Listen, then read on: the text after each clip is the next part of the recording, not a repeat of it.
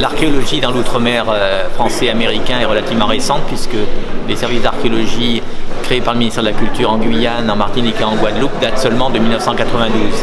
Mais depuis ces années-là, donc depuis un peu plus de 25 ans maintenant, d'innombrables découvertes ont enrichi l'histoire de ces régions, aussi bien sur les populations amérindiennes, les premiers habitants qui sont là depuis plusieurs milliers d'années dans les îles et sur le continent, et plus tard sur l'archéologie de l'époque coloniale qui nous renseigne à la fois sur l'arrivée des premiers Européens, les Français en particulier, mais aussi toute l'histoire de l'esclavage, puisque grâce à l'archéologie, on fait ressurgir des mémoires enfouies au travers par exemple des fouilles de cimetières d'esclaves ou des camps d'esclaves marrons.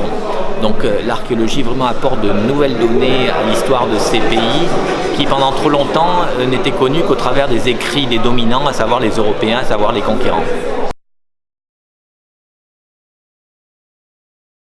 Les fouilles archéologiques dans les Antilles et en Guyane montrent d'abord un très ancien peuplement. Il y a des premiers autochtones amérindiens qui vivent notamment dans les îles depuis au moins 8000 ans.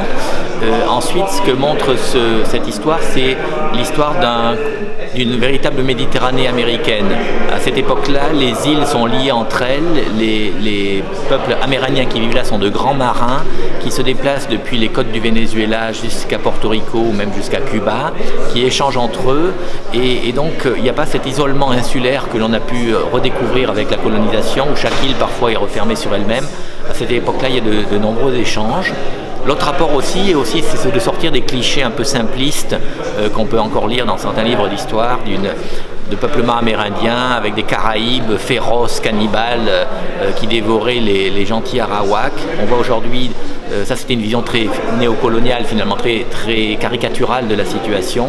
Ces peuples-là étaient des peuples très élaborés, très structurés, des sociétés parfaitement organisées, qui commerçaient sur de grandes distances, qui étaient des grands cultivateurs, qui, grâce à eux, on a des plantes comme le manioc, le maïs, la patate douce ou autres qui sont issues de leurs inventions et qu'aujourd'hui le monde entier consomme.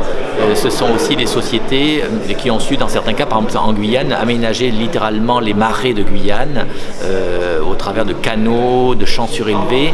Donc c'est une image à chasser d'un petit peu des mentalités et des idées, celle de pauvres airs vivant misérablement dans des petites huttes en forêt. Tout au contraire, c'était des sociétés très sophistiquées, très élaborées, qui n'avaient rien à envier aux conquérants européens qui les ont détruites. Les sites archéologiques sont des vestiges particulièrement fragiles. On évoque effectivement en ce moment, en Guadeloupe en particulier, à Saint-François notamment, la destruction de cimetières d'esclaves par l'érosion marine.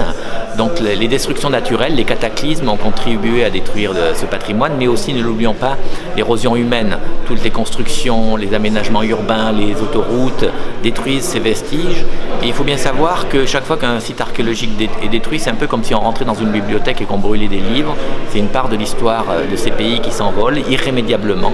Le patrimoine est une ressource finie, c'est un peu comme l'écologie. Il faut donc préserver ces sites parce qu'ils révèlent un petit peu l'histoire des Antillais ou des Guyanais. Ce sont leurs ancêtres qui ont laissé des traces dans le sol. Parfois, c'est leurs sépultures elles-mêmes qui sont là.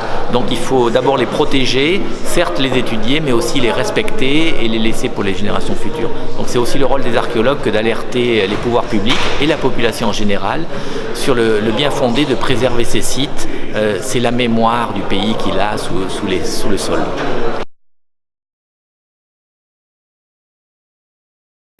Cette archéologie effectivement est en plein essor, l'archéologie des Antilles et de la Guyane. C'est un mouvement plus global au niveau des Amériques, où on voit cette archéologie, notamment l'archéologie de l'esclavage, qui devient une discipline à part entière, aussi bien aux États-Unis, au Brésil ou en Colombie. Et pour ce qui concerne les territoires français d'Amérique, il y a eu cette volonté politique, mais il faut aller encore plus avant.